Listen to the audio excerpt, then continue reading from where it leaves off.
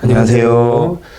예, 세계인간 소명TV. 네. 오늘 또 초콜릿 심리학 제3회로 네. 여러분 찾아뵙습니다. 옆에는 네. 이항 실장님 나오셨습니다. 네, 안녕하세요. 예, 뭐 잘 지내셨죠? 네, 잘 지냈습니다. 예, 요새 이렇게 뭐 영상 찍느냐고 이것저것 준비하시냐고 많이 분주하시죠? 아이고, 목사님이 많이 분주하시죠? 저희야. 예, 그래서 저희 뭐 부실한 환경 속에 이것저것 작업하고 있습니다. 네. 이렇게 이해해 주시고, 아마 편집이 안 된 것도 많고 뭐 중간에 막 생활 소음도 들리고 그러는데 어쩔 수 없는 것 같아요. 네. 저희들이 뭐 기존 방송국은 아닌데, 근데 컨텐츠는 조금 더 실제적인 거 다루려고 많이 노력하고 있습니다. 특별히 그 세계인간 소명TV가 어떻게 활용되면 좋을까라는 거를 생각해 보니까, 최근에 교육부서가 없는 교회들이 막 늘어나고 있어요. 네, 맞습니다. 그 교육부서가 없는, 예를 들면 뭐 청소년 친구들이나 그다음에 뭐 청년들 이런 친구들을 어떻게 도와야 될까라는 고민들이 많이 있고, 네.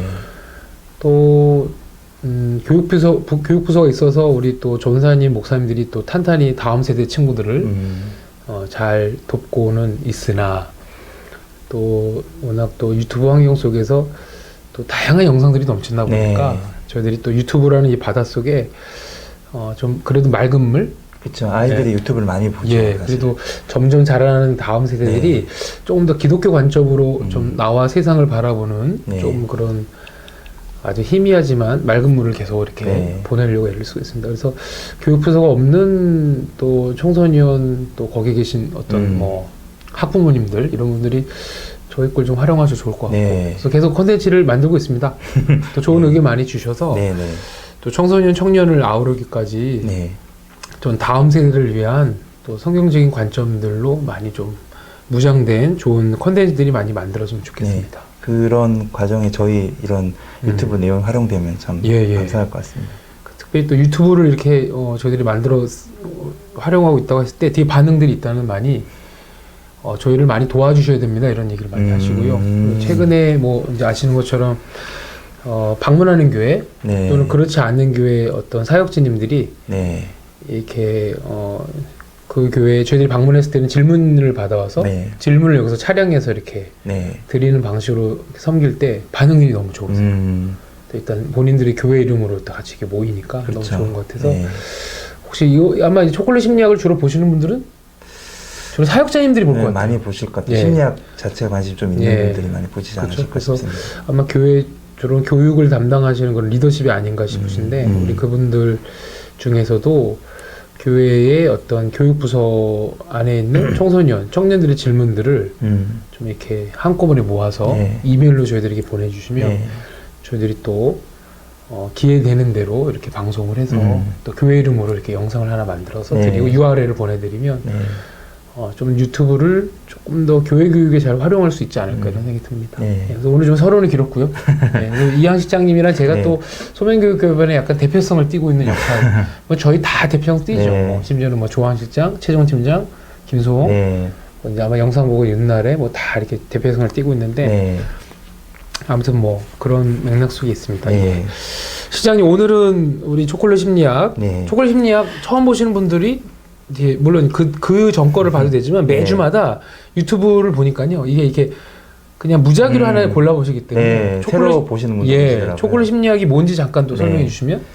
말 그대로 초콜릿에서 많이 담겨 있는데요. 초콜릿을 이제 적당히 먹으면 기분도 좋아지고 위안도 되고 하는데, 초콜릿을 밥으로 먹을 수 없는 것처럼 많이 먹으면 몸도 좀 안 좋아지고 또 몸에도 좀 이상이 생기는 것처럼, 심리학이란 학문도 이제 제가 공부한 학문이긴 하지만 적당히 또 분별해서 좀 이렇게 접하고 사용하면 좋겠다라는 뜻에서 심리학 이론을 소개하고 거기에 담긴 또 저희의 고민과 관점을 좀 소개하는 그런 코너라고 보시면 좋으실 것 같습니다. 그래서 할 수만 있으면 저희들이 그 심리학 이론 속에서 또 크리스찬으로서 인간과 삶을 조명하기에 정말 중요한 통찰력은 잘 받아오되, 그러나 어떤 걸 우리가 좀 조심하면 좋을지를 뭐 저희 크리스찬, 저희 관점 내에서 하는 거기 때문에 뭐 그렇게 좀 활용되면 좋겠습니다. 한번 오늘은 어떤 걸 좀 다루실까요? 오늘은 이 브룩스 알렉산더라는 교수의 이제 실험인데요.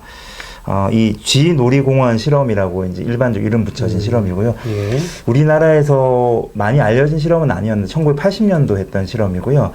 좀 지금도 계속 이제 그 논쟁이 있는 실험입니다. 이 실험은 핵심은 요건데요.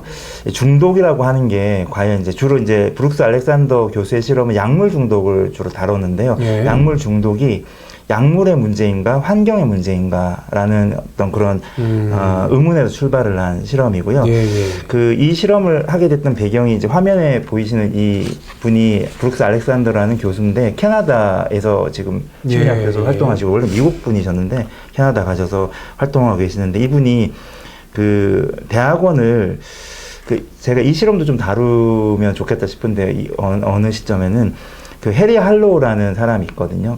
워낙 유명한 실험인데 애착 실험이라고 그래서 원숭이 이렇게 하는 실험인데 원숭이가 그냥 철제로 된 철제로 엄마와 천으로 된 엄마. 엄마에 이렇게 누가 어디로 가냐. 철제 엄마는 이제 우유가 나오고 먹을 게 나오고 요 실험인데 요게 이제 사랑에 대해서 연구한 실험인데 이 브룩스 알렉산더라는 이 교수가 이 해리 할로우 밑에서 공부를 했던 사람입니다.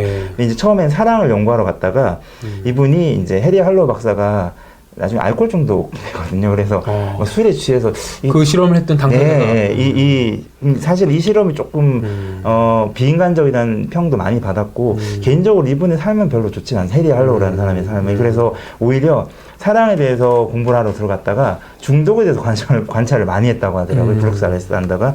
그래서 대학원을 공부하고 나서 캐나다에 있는 그 중독센터에서 일을 하게 됐는데요.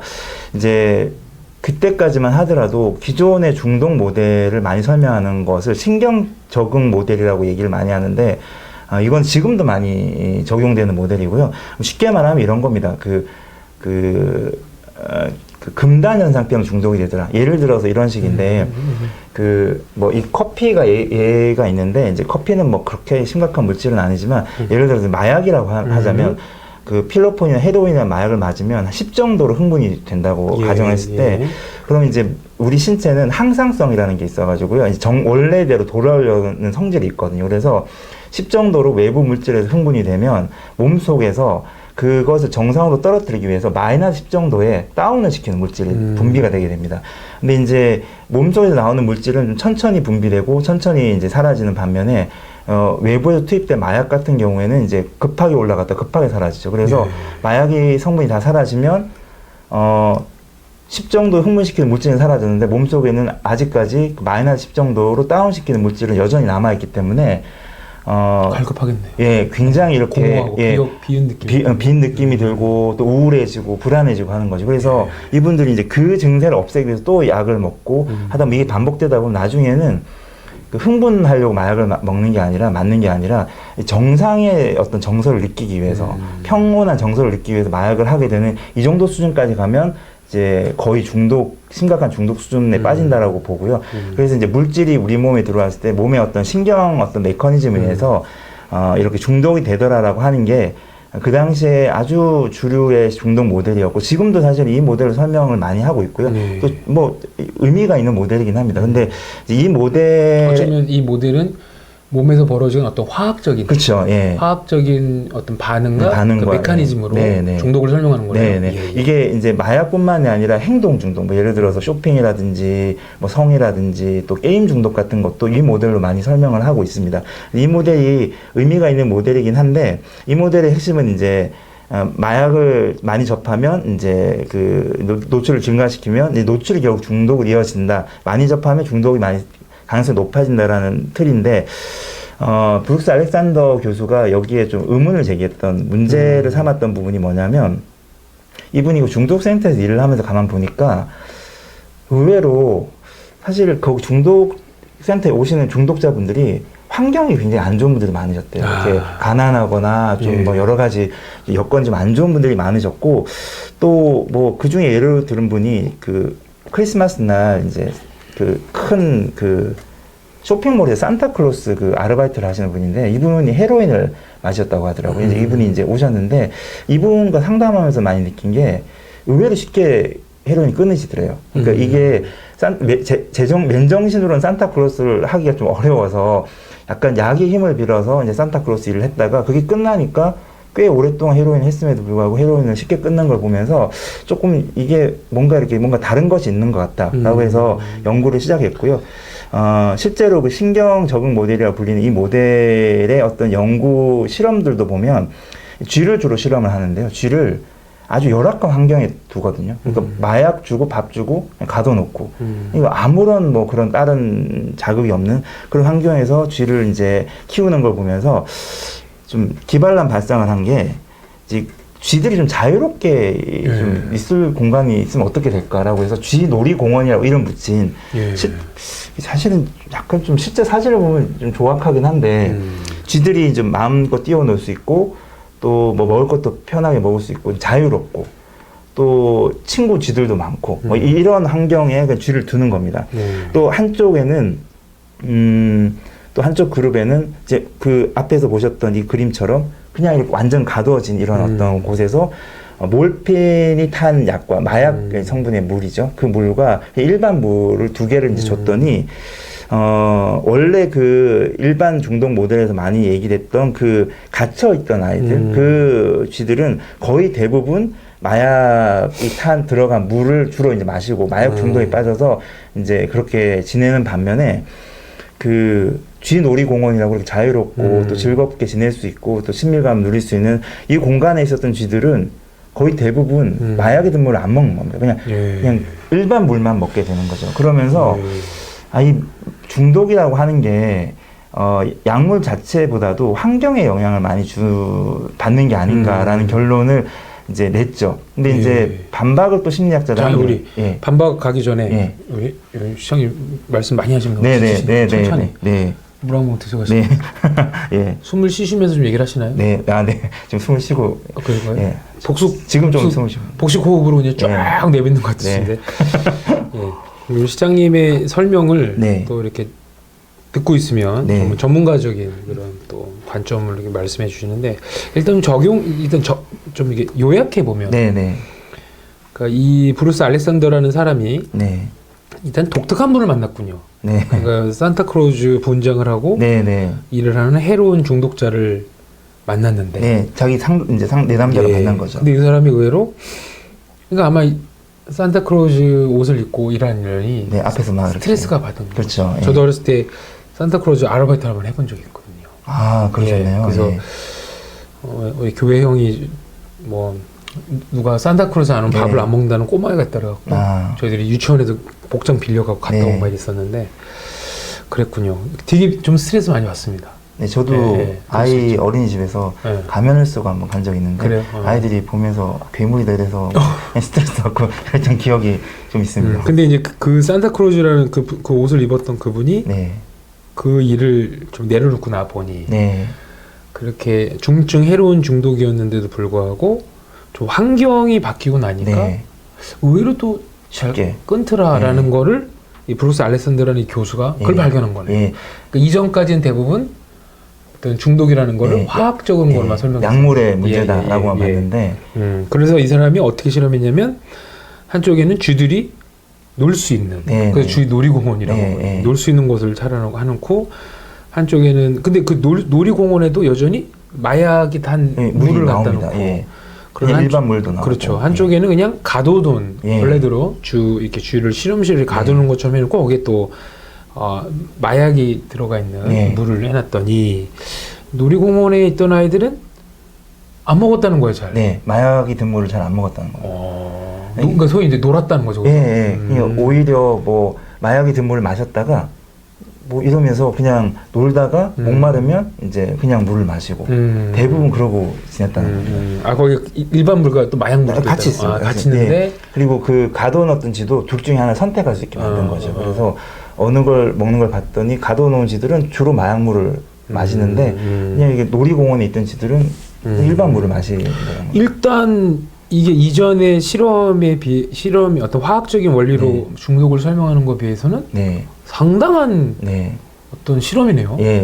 그 틀을 깨는 실험이었죠. 그러네요. 이게 80년도 했던 실험인데 굉장히 논란이 많았습니다. 이게 맞냐 아니냐. 그러니까 일단 여기까지만 해도 이거 들으시는 분들도 되게 일단은 상식적으로는 되게 상식 교양으로는 되게 중요한 것 같아요. 그러니까 브루스 알렉산더라는 어떤 교수가 네. 실험한 거에 의하면 놀이공원에 있는 쥐들은 네. 마약물을 잘 안 먹었다. 네, 그러니 중독이 꼭 화학적인 요인, 예. 신경의 화학적인 요인뿐만 아니라 이게 환경적 요인이 있지 않겠냐라는 예. 식으로 던졌는데 예. 이제 이거에 대한 비판이 있다는 거죠. 예. 근데 그러니까 이제 심리학자들이 그거가 마약을 복용하기 전에 사람들한테는 의미가 있을 수 있겠다라는 얘기는 하는데 마약에 중독된 사람들은 뭐 그거는 소용이 없는 거 아니냐라는 얘기를 하니까 이 알렉산더 교수가 또 어떤 실험을 했냐면 쥐들을 데려다가요 마약 중독을 만들어 버린 겁니다. 한 50 며칠을 마약을 계속 먹여가지고요. 그 브루스 알렉산더 교수가 성깔이 있네요. 그러니까요. 비판하니까 약간, 예. 우씨 예. 이래 갖고 해볼까 그러면? 요번이 그런 기질이 좀 있습니다. 이렇게. 혹시 이 브루스 알렉산더 이 교수가 네. 쥐들에 대해서 쥐와 네. 소통하는 거 아닌가요? 그 뭐 이번에도 힘내줘. 예. 내 아니, 이론을 입증해줘. 좀 사실은 좀 심리학자들이 쥐들한테 사실은 굉장히 미안해야 되거든요. 그래서 많은 실험을 했는데 이분이 정말 성깔이 있습니다. 쥐들 비판하니까 그러면 나는 우리 쥐들을 믿어. 그렇죠. 예. 그래서 이제 마약 중독 쥐들을 만든 다음에요. 그 다음에 또 반을 나눠서 실험을 한 겁니다. 야, 그랬더니 결과 재미있는 거는 이제. 그 마약 60일 가까이 50 며칠을 마약 중독 쥐로 살았던 그 쥐들이 놀이공원에 가니까 마약을 더 이상 안 먹는다는 거예요. 그래서 마약 중독에서 벗어났다는 겁니다. 근데 여전히 gat혀서 그렇게 지냈던 쥐들은 둘 중에 하나를 선택하도록 두면 여전히 또 마약 물을 먹게 된다는 거죠. 그래서 쥐 놀이공원 안에서 그렇게 살았던 쥐들이 마약 중독이 됐다고 하더라도 벗어날 수 있더라라고 하는 실험도 이제 이분이 이제 발끈해서 이제 또 했던 부분이고요. 이거 되게 대단하네. 예. 그래서 그러면서 이분이 실제 사례도 언급을 하는 게 뭐냐면 그 왜 베트남 전쟁 때 그 미군들이 베트남에 가서 전쟁을 치르면서 마약 중독이 많이 됐다고 하더라고요. 그래서 이제 베트남 전쟁이 끝나고 그 군인들이 대거 이제 귀국을 할 때 미국 정부에서 걱정을 많이 했다고 하더라고요. 마약 중독자가 됐던 군인들이 와서 이제 이게 문제가 생기는 게 아닐까라고 했는데 거의 98% 이상이 마약 중독자로 살지 않았다고 하더라고요. 돌아오니까. 예. 전쟁 상황에서는. 그렇죠.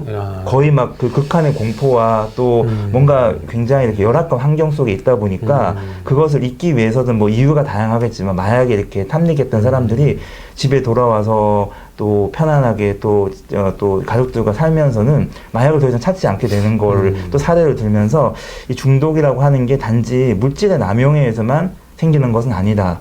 라는 얘기를 했는데 이분이 성깔이 있다라고 목사님도 말씀을 하셨는데 주장을 좀 너무 세게 하세요. 그래서 중독이 된 약물은 없다. 뭐 이런 얘기까지를 하세요. 그래서 중독에는 약물이 없다. 예, 약물로 중독되는 게 아니라 그냥 환경에 의해서만 중독이 되는 거다. 좀 극단적인 주장을 해서 너무 쥐들을 믿어. 그러니까 본인을 믿고 쥐들을 너무 믿은 것 같아요. 그래서 이렇게 너무 극단적인 주장을 이제 하시다 보니까 좀 미움을 많이 사겠네. 예. 그래서 원래 미국 분인데 지금도 이제 그냥 캐나다에 사시면서 계속 이 얘기를 하세요. 계속 이제 중독에 대한 얘기를 하시는데 그 제가 이 내용을 보면서는 사실은 둘 다 그 필요한 그 이해가 될 모델이라고 생각합니다. 이제 그 중독을 일으키는 물질이든 그 행동 자체도 바라봐야 되지만 이제 이 그 브룩스 알렉산더 교수의 얘기처럼 환경도 우리가 같이 고려해야 되더라. 균형 있게 고려하는 건 중요한 것 같은데 이분이 이제 뭐 그렇게 얘기를 하는 그 부분은 이분이 좀 어떤 그 고집이라고 할 수 있죠. 그러면 이제 브루스 알렉산더 이 교수님을 주를 믿었던, 주가 보답했던 이 교수님의 의견은 중독된 분들에게는 다른 치료보다는 환경을 바꿔야 된다. 네, 환경을 바꿔야 된다라고 하는 거죠. 근데 이제 그게 또 실제로 현실적인 불가능하죠. 쉽지 않죠. 그래서 환경을 바꾼다는 게 사실은 좀 비판을 하는 쪽에서는 이게 그래서 브룩스 알렉산더 교수는 복지 얘기를 참 많이 하거든요. 그러니까 이 사람들한테 적용할 때 복지 체계가 잘 되지 않으면 사실은 중독자가 많이 양산될 수밖에 없기 때문에 이건 국가적인 어떤 차원에서 접근해야 된다라고 하는데. 좀 부담스럽죠, 나라 입장에서. 그래서 그러니까 어떻게 생각하면 뭐 나라가 일부러 그런다는 것보다는 또 일부러 그럴 수도 있고 환경을 다 중독에 빠지지 않게 환경을 들어가는 과정이 정말 어렵잖아요. 그렇죠, 쉽지 않죠. 또 이게 단순히 환경이 어떤 주거 환경만 뜻하는 것도 아니고 그렇죠. 어떤 가정 안에서 인간관계가 될 수도 있고 아무리 뭐 집이 넓고 평안하고 정원 있다 한 데를 또 거기서 또 수많은 또 사람들과의 관계가 있으니까 외국의 연예인들 같은 경우도 그렇게 넓은 집에 살지만 또 마약 중독들이 그렇죠. 많이 네. 노출되는 거죠. 네, 네. 관계에 대한 것도 있고. 네. 그러다 보니 환경적인 요소보다는 이제 문제가 터졌을 때 네. 사후 이제 대책으로만 하는 게 가는 방법일 수도 있다는 식으로 이제 좀 하는 게 추세죠. 네, 네. 그러나 오늘 이거 되게 대단한 브루스 알렉산더 이 사람 대단한데. 네. 결국 쥐들이 또 보답했네요. 그렇죠. 어떤 의미에서 존경이 되더라고요. 이거 정말 자기 주장을. 50일, 60일 동안 쥐를 키울 때 브루스 알렉산더가 쥐들과 막 계속 대화를 한 거 아닌가요? 날 좀 도와줘. 나 좀 도와줘. 그럴 수도 있을 것 같아요. 농담. 농담입니다, 농담. 야, 뭘 또 그럴 수 있다. 여기는 그렇게 따라하면 안 돼. 나는 네. 그렇게 가야 되는데. 뭘 또 그럴 수 있다고. 예. 아니 근데 정말 이 쥐 실험을 통해서 이 얘기가 많이 이제 됐지만 이 자체는 기존의 그 약물 중독을 좀 깨는 이제 틀이었고요. 제가 생각하기에 이 실험을 통해서 그 가장 큰 의의로 제가 보는 거는 그 중독자들에게만 그 문제의 원인을 돌리지 첫 번째는 중독자에게만 너무 문제의 원인을 돌리지 말자라는 부분이죠. 그러니까 이게 교회에서도 보면 이제 사실은 우리나라에는 약물 중독이 그 아주 흔한 사례는 아니죠. 이렇게 아니면 또 수면에 가라앉을 수도 네, 그런 부분도 있을 수 있고요. 우리나라는 이제 알코올 중독이 굉장히 많은 나라고요. 그렇죠. 예. 좀 워낙 그 허용 범위가 관대하다 보니까 근데 이게 이제 물론 브룩스 알렉산더는 그 약물을 좀 이렇게 중심으로 이 실험을 하긴 했는데 이 중독이라고 하는 게 약물 이외에도 행동에 대한 중독도 많이 있고요. 가장 대표적으로 요즘에 이제 교회에서 문제가 많이 되고 있는 것 중에 하나가 게임 중독 이런 부분도 이 모델로 설명이 가능하다고 보는데 게임 중독이 된 아이들을 보더라도 물론 그 아이와 그 게임 자체의 문제도 분명히 있습니다. 그렇긴 한데 이 중독을 접근할 때 너무 이제 게임과 그 게임을 하는 그 아이와의 문제라고 보다 보니까 이 아이가 게임을 하지 못하도록 그냥 막아버리면, 그냥 아예 차단시켜버리면 중독이 안 되지 않나? 라는 생각을 하는데 이게 이제 앞에서 말씀드렸던 다른 걸로 나오죠, 다른 걸로. 예, 신경 적응 모델에 해당되는 거라면, 브룩스 알렉산더 이분의 실험을 적용해 보자면, 게임 중독이 일어나는 아이들의 어떤 그런 환경들이 좀 존재하지 않을까라고 하는 걸 좀 보고, 그런 이제 같이 좀 이렇게 살펴보는 시각들이 좀 필요하지 않을까라는 생각이 좀 듭니다. 그래서 그 중독이라고 하는 일단은 중독은 너무 개인의 어떤 선택과 어떤 실수, 연약함, 의지 박약으로만 돌리지 말고 그런 부분도 있긴 하지만 환경의 부분이 있더라고요. 그래서 오늘 이 실험에서는 환경이 얼마나 중요한지 대상과 환경이 있으면 상호작용으로 발생하는 게 아닐까. 균형 있게 환경을 좀 바라볼 필요가 있겠다. 두 번째는요? 두 번째는 사실 이건 좀 개인적인 어떤 경험에서 좀 출발되는 부분이긴 한데요. 중독은 이 영적인 문제라는 부분인데요. 이게 그 브룩스 알렉산더의 그 놀이공원, 쥐 놀이공원 안에 환경을 보면 크게 세 가지 정도가 있는 것 같은데 하나가 즐거움이 있습니다. 이제 그 갇혀있던 아이들 쥐에 비해서 그리고 두 번째가 이제 일종의 그 주도성인데요. 이제 자유로움이죠. 내가 자유롭게 이렇게 다닐 수 있다라는 게 두 번째이고 세 번째가 가장 크지 않을까 싶은데 친밀감이 있습니다. 이제 혼자 두지 않고 동료 쥐들과 또 이렇게 수컷 암컷 이렇게 두기도 하고 짝짓기도 하고 요런 환경들이죠. 그래서 친밀감의 구조가 있는 부분이 있는데 환경적인 요인에서 이 세 가지 부분이 결여됐을 때 중독으로 갈 수 있는 환경이 굉장히 커지지 않을까라는. 한번 다시 한번 정리해 주실래요? 첫 번째가 그 즐거움에 대한 부분이고요. 두 번째가 이제 자유함이죠. 자유함이. 세 번째가 친밀감입니다. 중요합니다. 외워야죠. 즐거움, 자유, 친밀감. 이 세 가지가 좀 결여됐을 때라고 볼 수 있는데, 근데 이제 브룩스 알렉산더도 이제 심리학자이다 보니까 그냥 일반적으로 이제 인간이 구현해낼 수 있는 환경 안에서 이런 것들을 얘기를 했다면 영적인 문제라고 얘기를 했던 부분이 어떻게 보면 마지막 친밀감과도 좀 연결될 수 있는 부분이 있는데, 이거는 제가 이거 준비하면서 예전에 제 생각이 많이 났었는데 그냥 편하게 말씀드리자면 저도 예전에 게임 중독으로 살았던 적이 있거든요. 한 1년 넘게를. 근데 그때 제 상황을 이렇게 보니까 세 가지가 다 결여되어 있었던 부분이 있고요. 즐거움도 없었고, 자유함도 없었고, 친밀감도 없었고, 물론 이제 그게 제 스스로 맞는 것도 있습니다. 이제 혼자 갇혀 있고 이렇게 지냈던 부분이 있는데 그 당시에 제가 특이하게 게임 중독자이긴 했지만 연애를 했고요. 이제 연애를 하다가 게임 중독자가 되고 이제 안 좋아졌기 때문에. 근데 이제 인간 연애를 했는데 즐거운 자기 친구가 없어요? 아니 그게 예. 아니다. 제가 지금 아내가 이걸 혹시 볼까 싶어서 좀 걱정. 근데 데이트랑 네. 뭐 결혼과는 좀 다르고 예. 데이트를 하는 거는 네. 어마어마 긴장이 됩니다. 그렇죠. 좋으면서 그렇죠. 저 그거 알아요. 예. 데이트라는 건 되게 좋은데 긴장이 돼요. 그래서 그렇죠. 데이트 끝나고 나면 네.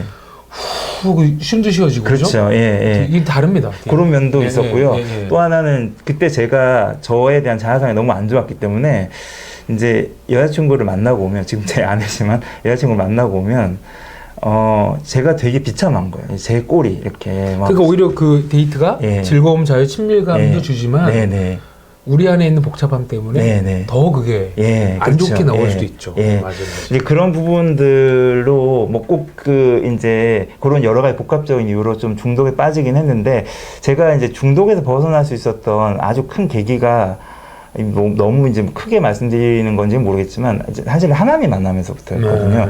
이제 물론 이제 여자친구 제 아내라는 통로를 통해서 하나님이 저를 만나주신 게 크지만 하나님을 만나면서 그 인간 차원에서 누릴 수 있는 친밀감이랑은 조금 다른 차원의 친밀감을 누리게 되더라고요.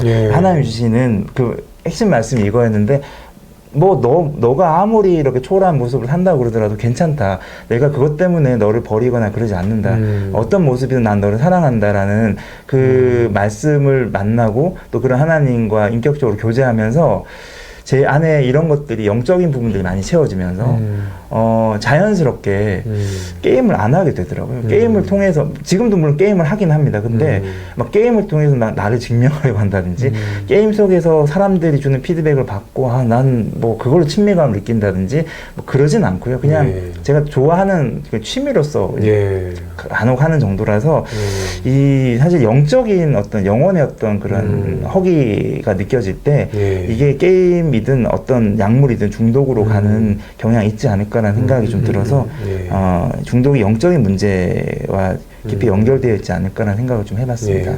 좀 방금 말씀하셨던 이제 그 영적이다라는 의미 속에는 관계적이다는 개념 들어요. 네, 관계적 하나님과의 관계, 그다음에 또 사람들과의 관계. 그래서 나중에 한번 또 그런 것도 한번 다뤄보면 좋겠는데 과연 하나님과의 관계가 충만한 경우면 사람과의 관계는 그냥 막 깨져 있어도 되나?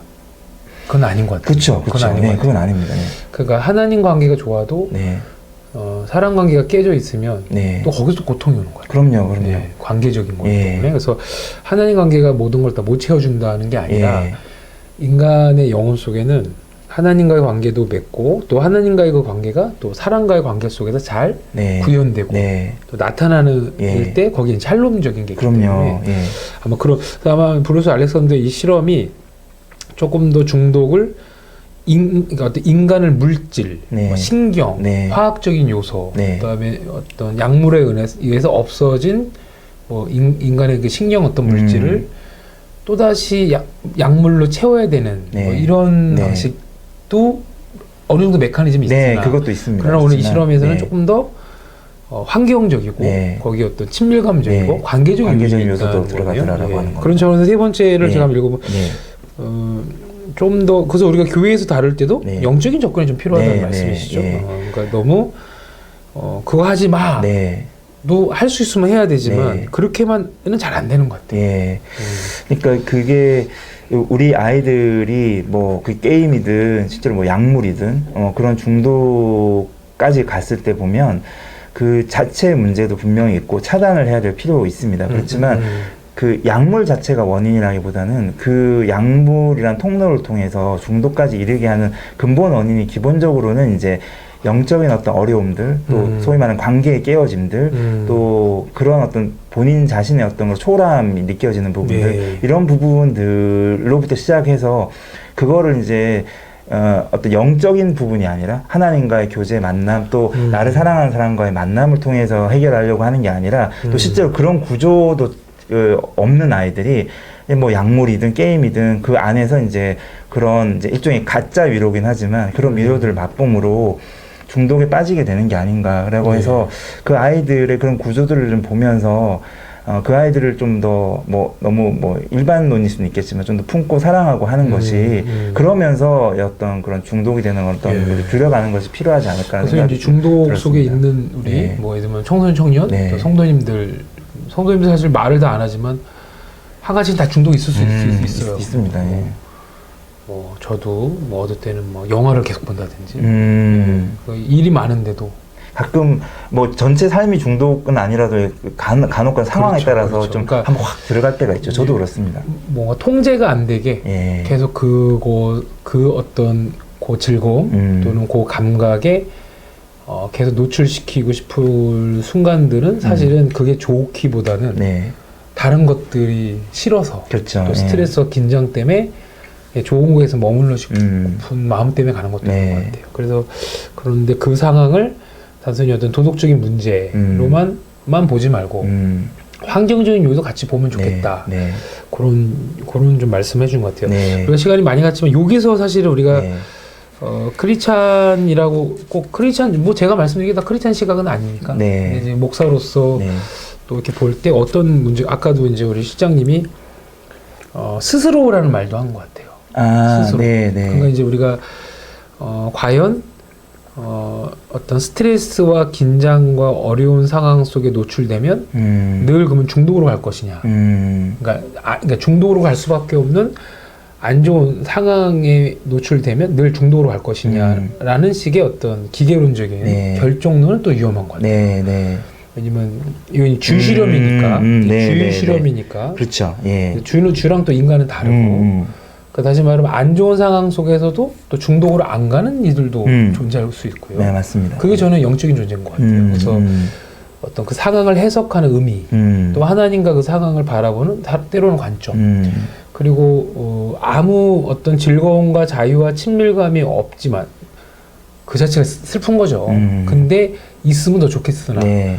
없지만 자기를 파괴하면서까지 어떤 중독으로 가지 않게 만드는 인간이 갖고 있는 그 힘이 있는 것 같아요. 그런 요소가 있다. 그래서 결국은 우리가 기독교 윤리나 이런 걸 볼 때 사회, 그러니까 약간 구조주의 입장에서, 네. 구조주의는 환경이 그렇죠. 요인이 강하다는 입장에서는 개인의 자유와 선택이 좀 설 자리가 없는 것 같아요. 근데 반면, 그렇다고 뭐 이 실험은 화학, 신경적으로만 중독을 보지 말고 다른 네. 면도 있다는 네. 거였고, 근데 조금 더 구조적이고 환경적인 요인을 너무 강조하다 보면 개인이 걔가 잘못한 게 아니야. 네. 다 뭐 환경 때문에 어쩔 수 없지라는 식으로 주변도 너무 여유롭게 보고 본인도 네. 또 그리고 당당하게 하는 경우가 있고 그렇죠. 이해는 돼요. 네. 또 한편으로는 또 그런 상황이라도 개인이 또 해나갈 수 있어를 너무 강조하다 보면 이 환경을 너무 배려하지 않기 때문에 너무 가혹하게 되는 것 같아요. 그래서 결국 이거 보시는 분들도 네. 또 특히 사역자님들이나 또 중독을 대하는 그 태도가 여기서 어딘가에 유치하는 것 같아요. 중요한 건 다 가야죠. 네. 환경도 바꿔야 되고 네. 개인도 의지를 발휘해야 그렇죠. 되고 그래서 뭐 나는 어쩔 수 없어만은 아닌 것 같고 그래서 그게 그래서 아까 뭐 스스로라는 말씀하셨는데 네. 그러니까 이 브루스 알렉산더의 그 쥐들은 실험하려고 임의로 넣어준 거잖아요. 네, 그렇죠. 그랬을 때 임의로 넣어준 거고 네. 또 한 가지는 그 쥐들은 어떤 제가 죄송하지만 쥐의 세계를 잘 몰라서 쥐들이 갖고 있는 욕구나 네. 그러니까 쥐의 그러네. 그 놀이공원 정도로만 그들이 마약물을 먹지 않아도 될 정도의 수준이었다면 인간은 훨씬 복잡한 것 같아요. 그렇죠. 네. 누구도 스스로 어떤 스트레스 환경에 넣지 않았는데 스스로가 스트레스 환경에 들어가는 경우도 있고 그다음에 인간 놀이공원은 어느 정도 돼야 되냐 인간이 갖고 있는 어떤 기대치나 욕심이 되게 높은 것 같아요.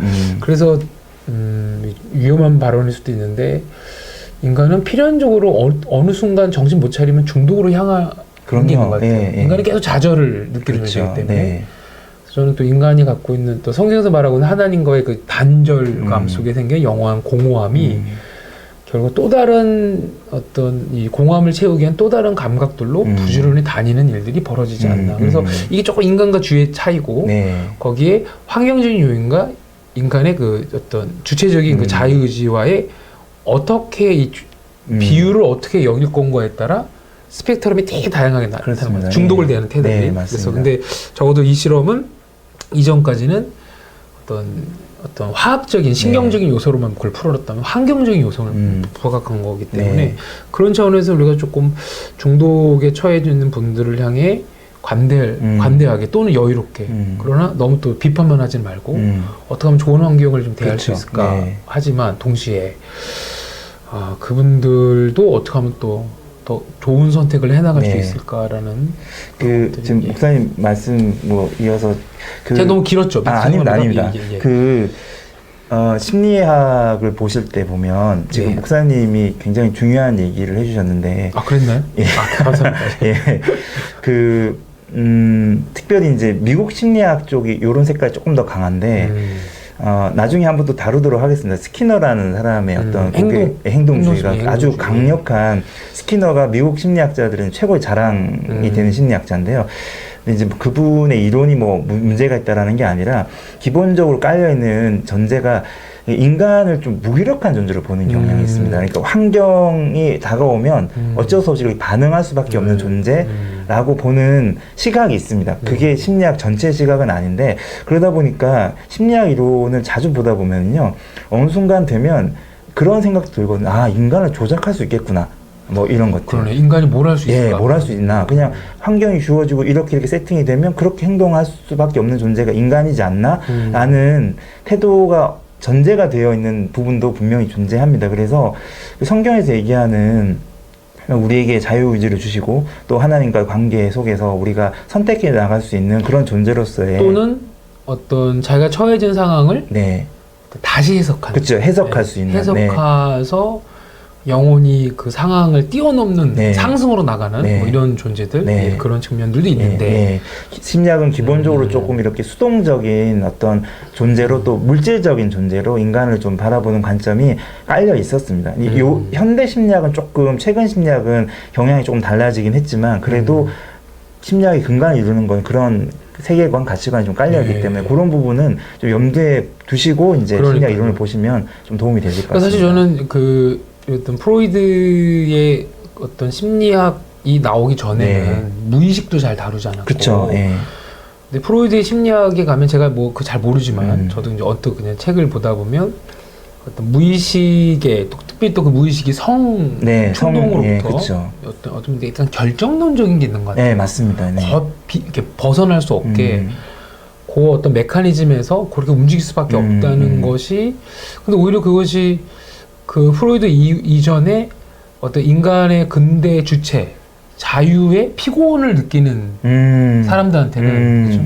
그가 이게 너무 또 많아질 수 있는데 에릭 프롬의 자유로의 도피 같은 경우는 자유를 갖고 있다는 게 되게 긴장된다는 거예요. 그래서 그 주체를 발휘하기보다는 어떤 저절로 주체가 발휘되는 상황 속에 그냥 자기를 던지고 싶은 그렇죠. 그냥 이게 끌려가고 싶은 양극이 있다는 거죠. 에릭 프롬이 아주 독특한 심리학자입니다. 그렇죠. 거의 유일한 심리학자입니다. 이런 어떤 얘기를 했던 자유에 대한 사회와 이런 얘기를 했던 독특한 심리학자죠. 그러니까 어떻게 보면 심리학을 우리 많은 또 청소년 청년들이나 성도님들 대할 때 마음속에 뭐가 있냐면 자기 안에 벌어지는 것들을 한번 돌이켜봐서 주체적으로 선택하는 것도 좋지만 환경이 너무 힘드니까 어떤 되게 이렇게 시스템 속에서 내가 이렇게 흘러가나? 내가 왜 이렇게 반응하지를 자기가 자기를 알 텐데 오히려 그런 이론을 통해 알려고 하는 것도 있는 것 같아요. 그렇죠. 거기서 생기는 좀 약간 행동주의적인 것도 있고 내가 그래서 그랬구나 그렇죠. 라고 하면서 오히려 막 그 환경의 탓만 하게 되고 그 사실 오늘 브루스 알렉산더의 쥐놀이국 실험은 중독이 어떤 신경 물질만에 국한된 게 아니라 환경적인 요인이 중요하다라는 건데 따집니다. 요거에서 끝나버리면 어떤 그 환경에만 너무 끌려다니는 인간의 주체성이 없는 면들이 또 약화될까 봐. 근데 최근에 제가 만났던 수많은 청소년 청년들도 내가 이렇게 태어날 수밖에 없어서 이렇게 살 수밖에 없는 내가 어떡하란 말이에요 라는 식이 꽤 많은 거죠. 그렇죠. 그 상황에도 다른 선택을 해나갈 수 있다라는 그런 가능성들이 있는데 그런 차원에서는 심리를 소비하는 방식, 심리를 주로 이렇게 사람들이 사용하는 방식이 나의 행동과 타인의 행동, 그죠? 그러니까 왜 저 사람은 저렇게 움직였지? 뭐 이런 식의 것들로 심리를 활용하지만 너무 많이 나갔네요. 죄송해요. 근데 이제 중요한 거니까. 근데 오늘 이 실험에서는 그래도 좀 이렇게 우리 좀 이렇게 균형 있게 비판하자면 네. 그런 건데 그래도 여기서는 환경적인 요인이 네. 중독이 너무 중요한 거다. 네. 특별히 아까 말한 놀이, 네. 자유, 예. 즐거움 있죠. 즐거움, 자유, 친밀감이 친밀감. 결여됐을 때 네. 저는 그건 동의합니다. 네. 그러니까 그게 결여됐을 때 중독에 노출될 확률이 상당히 높습니다. 그쵸. 상당히 높은데 네. 꼭 그렇다만은 그렇죠. 아니다라는 그렇지는 거죠. 않습니다. 예. 그래서 이 브루스 알렉산더 주가 믿었던 네. 그리고 주가 보답했던 예. 이 알렉산더의 너무 결정적으로만 해석하는 건 좀 조심스럽다. 예. 근데 그런 것 같아요. 좀 만약에 교회 청년 중에 누가 중독이 있어요. 네. 근데 아휴 이거 환경적인 요인이니 뭐 이사를 가게 할 수도 없고 엄마 아빠의 갈등을 해결할 수도 없고 그러니까 뭘 돕겠어? 라고 해서 오히려 더 방치하는 일들이 있어요 실제로. 네. 예. 그러니까요. 오히려 우리가 네. 뭘 하겠어? 예. 그리고 뭐 저렇게 태어나서 네. 또 저렇게 사는데 우리가 뭘 도와줄 수 있겠어? 뭐 이런 식의 너무 또 이렇게 결정론으로 가는 건 좀 조심스러운 것 같아요. 목사님 얘기하셨던 게 그래서 해석이 중요한 것 같습니다. 그렇죠. 환경이라고 하는 거는 내가 어떻게 해석하냐에 따라서 달라질 수 있는 부분이고 예, 예. 물리적인 환경 자체를 바꾸는 것과 좀 다른 의미에서 내가 어떻게 바라보냐에 따라서 환경이 분명히 다르게 나에게 다가올 수 있기 때문에 그런 부분들도 중요하지 않을까 그래서 생각합니다. 저는 오히려 이 실험은 인간을 이해하는 어떤 너그러움 네. 또는 극률함, 안타까움으로는 네. 좋은데 에이 그러니 우리가 어떻게 환경이 안 바뀌었는데 우리가 걔를 어떻게 도와줬을까 하는 건 너 아닌 것 같아요. 네, 네. 그 상황에서도 한번 이렇게 좀 그래도 그 상황에 압도돼가지 않는 뭔가 있단다까지 나갈 수 있다면 정말 좋을 것 같아요. 한번 초콜릿 심리학에서 네. 인간의 그 내면에 벌어지는 에너지의 어떤 힘과 네, 네. 또 환경이 갖고 있는 그런 좀 대립 구조들도 네. 다루면 참 좋을 것 같습니다. 네, 네. 그런 그것도 한번 다룬다면 조금 더 인간을 이해하는 방식이 네. 좀 달라지지 않을까라는 생각이 네. 근데 오늘은 근데 우리가 좀 다른 축을 네, 네. 환경에 대한 중요한 요인들 네. 이렇게 했고 제가 만났던 많은 중독 속에 있는 이게 뭐 그게 술이든 뭐 담배든 이렇게 있는 술 담배를 먹자 말자 문제는 중독에 대한 그렇죠. 얘기니까 네. 있는 그 친구들을 대할 때는 주로 이제 의지박약으로만 막 대하는 거죠. 네, 이게 환경적인 요인을 고려한다면 좀 좋을 것 같습니다. 네. 아무튼 오늘 많은 걸 생각하게 하는 것 같아요. 네, 예, 저도 찾으면서 많은 생각이 들었습니다. 네. 그래도 오늘 좀 나눔 즐거웠죠? 네, 네, 저도 저도 유익했습니다. 즐겁고 성깔이 있는 브루스 알렉산더의 네, 이런 또 실험 네, 그 다음에 비판하니까 두고 봐. 우리 주 애들 60일 동안 먹인 다음에 또 보여줄 거야. 뭐 이런 식의 성깔이 있는. 쥐들이 되게 힘들었을 것 같아요. 네. 아직도 그 캐나다에 계시는데 지금도 계속 끊임없이 본인 얘기를 환경이 중독을 만든다. 약물이 아니다. 쥐들이 도망가지 않을까요? 뭐? 그만하세요, 박사님. 그러니까요. 정말 이게 스승님은 원숭이를 엄청 좀 못 살게 오렸는데 네, 이분은 네. 쥐를. 다음 주에 원충이 해도 될 것 같아요. 유사하게. 아닌가? 또 나중에 천천히. 원숭이는 좀 비싸가지고요. 그 원숭이 실험은 한 분 많이 안 계십니다. 아니. 네. 그 이렇게 철사. 해리 할로. 예. 그것도 설명해 굉장히 재밌는 실험입니다. 같이 맥락 속에 있는 네, 건데 네. 기회 되면 그런 행동주의적인 그 요인과 조금 더 인간 내면주의 사실 네. 저는 뭐 아까 뭐 에릭슨의 네. 자유의 개념도 그렇고 그다음에 빅터 프랭클린의 네, 네. 죽음의 수용소 개념이 네. 조금 더 영혼의 그 상승. 근데 대부분 그렇죠. 종교는 영혼의 상승을 얘기하다 보니 그렇죠. 너무 환경을 또 고려하지 않고 그래서 이 균형이 필요한 작업인 것 같습니다. 네. 예, 그렇게 기회가 되는 대로 한번 그런 네. 거 다루면 좋겠습니다. 네. 예, 시간이 많이 갔는데 네. 오늘 되게 재밌었고 유익했고 네, 저도 좋았습니다. 좋았습니다. 그래서 우리가 어떻게 또 심리를 어떻게 대할 때 네. 환경과 인간의 자유를 어떻게 또 이렇게 균형 있게 또 볼 것인가 오늘 좀 그냥 고민과 화두를 네. 화두는 불교 용어인가요? 고민과 이런 고민, 질문거리들을 네. 다시 좀 이렇게 품고 마치는 초콜릿 심리학입니다. 네. 다음 주에도 우리 좀 이런 또 독특한 심리 이론 실험들 갖고 와주셔서 네. 보시는 분에게 좀 고민거리를 생각거리를 인간에 대한 이해, 삶에 대한 이해를 더 넓혀주시는 그런 시간 되면 좋겠습니다. 오늘 너무 감사합니다. 네, 감사합니다. 이하시장님이셨고요. 네, 네. 예, 오늘 우리 초콜릿 심리학 제3회 이렇게 마치도록 하겠습니다. 감사합니다. 네, 감사합니다.